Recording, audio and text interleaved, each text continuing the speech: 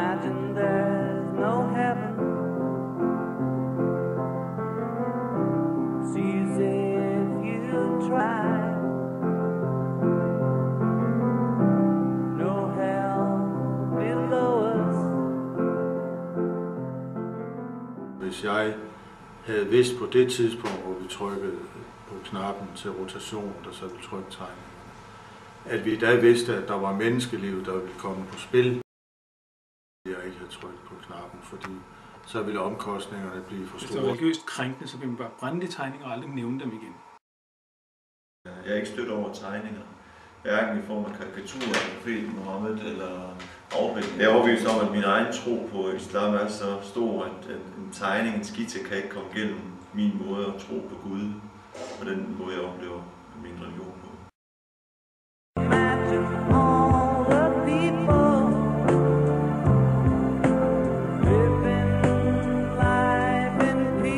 Som præst og kristen i Vesteuropa, et demokratisk samfund med udpræget ytringsfrihed, der har man jo vendet sig til, og der må man leve med som kristen, at ens religion og ens Gud og ens embede bliver latterliggjort gang på gang. Det er jo vilkårene. Der hvor den tipper, synes jeg, det er, når man prøver at få andre til at undskylde deres handling, hvor man prøver på at få Jyllandsposten til at give en undskyldning for, at de har lavet tegningerne, for at de har bragt tegningerne. Der tipper den, fordi jeg kan godt forstå, at der er nogen, der føler sig støtte over det. Det er så deres måde at reagere på. Jeg føler mig ikke støtte over det. Men jeg synes, der hvor den tipper, det er, hvis man prøver på at få hinanden ned i knæ i demokratiet, i ytringsfrihedens navn, og prøver på at få hinanden til at undskylde den handling, man har begået, når det nu er sket inden for de lovgivningsmæssige og demokratiske rammer, som det her det er sket.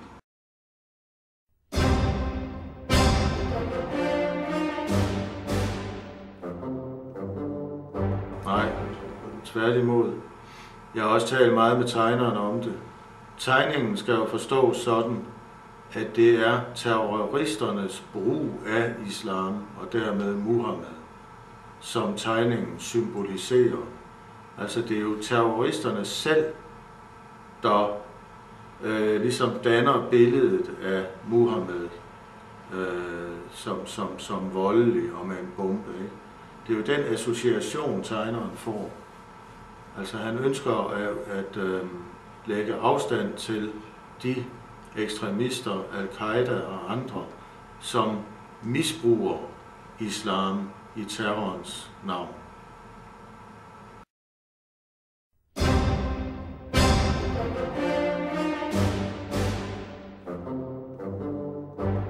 Jamen, regeringen kan jo dårligt takle det anderledes. Det er klart, at en dansk regering kan jo ikke gribe ind i en avises ret til at redigere, og eftersom vi jo har pressefrihed og ytringsfrihed i dette land. Så derfor har Anders Fogh Rasmussen selvfølgelig reageret korrekt. Også da 11 ambassadører forlangte et møde af ham, der var præmissen jo, at man skulle fordømme Jyllandsposten og indskrænke ytringsfriheden. Og det kan Anders Fogh Rasmussen jo ikke. Han kan jo ikke invitere til et møde, der har den dagsorden, fordi den eksisterer jo ikke i det danske demokratiske samfund. Så jeg synes, han har ageret, som han skulle som statsminister. Vi forholder os ikke til det i Venstre, fordi det er spørgsmål omkring, at det er en avis, et medie har frembragt nogle tegninger, hvilket de har ret til, og så er der nogle mennesker, der er utilfredse. Så jeg kan ikke se, at det er et politisk spørgsmål, hvor et parti eller en borgmester eller en statsminister skal gå ind og agere inden for problemstillingen. Så ved jeg, at problemet er eskaleret så meget, at det er blevet nødvendigt, men det er fordi, at det har fået nogle konsekvenser, hvor det berører økonomi og andre ting i forhold til nationen Danmark, hvor statsministeren er nødt til at agere på det.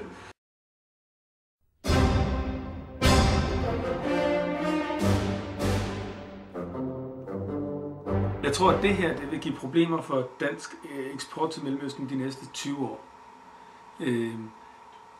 Altså det er stærke billeder, man ser, når Dannebrog bliver brændt, og når Anders Fogh bliver brændt. Og man skal jo, altså når man går ind i et supermarked og ser store skilte lige frem, her støtter danske produkter, vi boykotter danske produkter. Det er sådan meget voldsom og kraftig og stemningsladet boykot.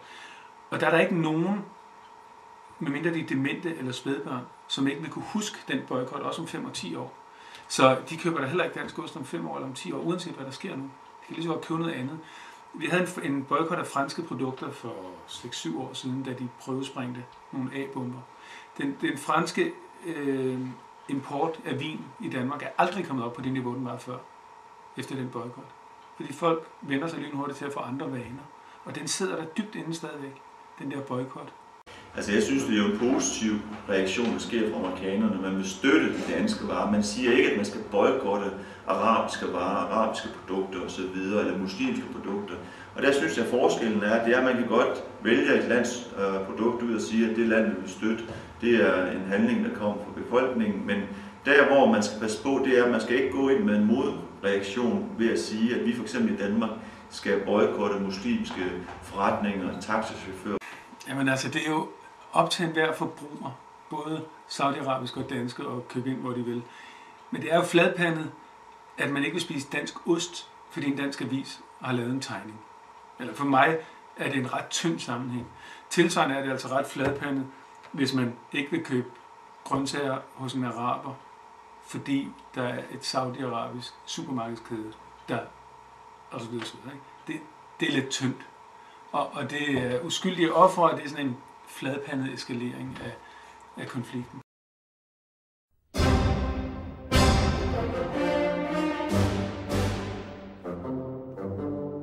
Absolut ikke. Absolut ikke. I den her sag, konkrete sag, der skal vi ikke rykke os en tomme. Ikke noget spørgsmål omkring ytringsfrihed, de demokratiske værdier og de regelsæt, vi har i Danmark. Altså det bedste, der kan ske, det er jo stor naturkatastrofe, eller en lille krig et eller andet sted, eller at Tony Blair bliver taget i for dametøj, et eller andet.